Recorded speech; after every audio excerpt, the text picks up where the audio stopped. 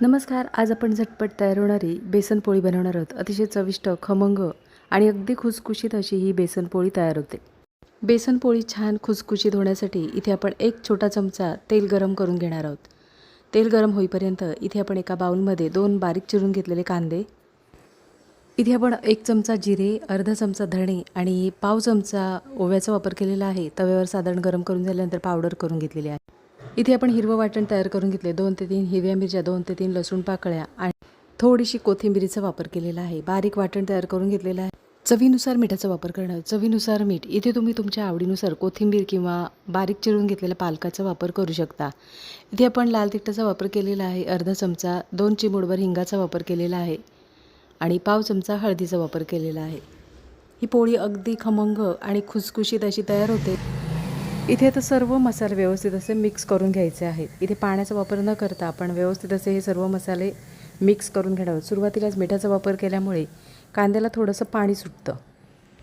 इथे आपल्याला फक्त बेसनचा वापर करायचा, म्हणजे बेसन पिठाचा वापर करायचा आहे. काही जण याच्यामध्ये तांदळाच्या पिठाचा वापर करतात, तर इथे आपण फक्त बेसन पिठाचा वापर करणार आहोत. आणि खमंग आणि अगदी खुसखुशीत होण्यासाठी इथे आपण कडकडीत असं 1 ते 2 चमचे आपण म्हणजे पोहे खातो त्या चमच्याने 1 ते 2 चमचे आपण कडकडीत असं तेल गरम करून घेणार आहोत.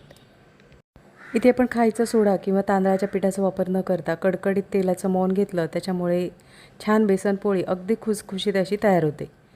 इथे आपण आता तेलाचा वापर केल्यानंतर पिठामध्ये व्यवस्थित असं तेल मिक्स करून घेणार आहोत. अगदीच जेवण बनवायला काहीच सुचत नसेल किंवा एक आमटी भात असेल आणि ही जर बेसन पोळी बनवलीत तर नक्कीच 2 घास जास्त जेवाल अशी ही बेसन पोळी तयार होते.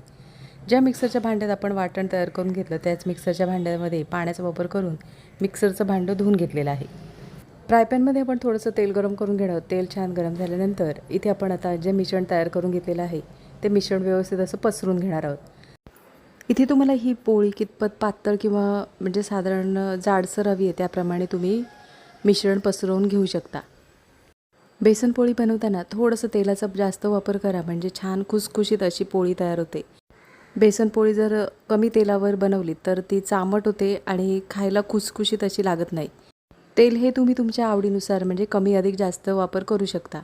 तर इथे आपण आता बेसन पोळी छान दोन्ही बाजूने खमंग अशी भाजून झालेली आहे. शिल्लक राहिलेल्या पिठाच्या बेसन पोळ्या अशाच बनवून घ्यायच्या आहेत. तर इथे आता बेसन पोळी तयार करून झालेली आहे. एका डिशमध्ये काढून घेणार आहोत.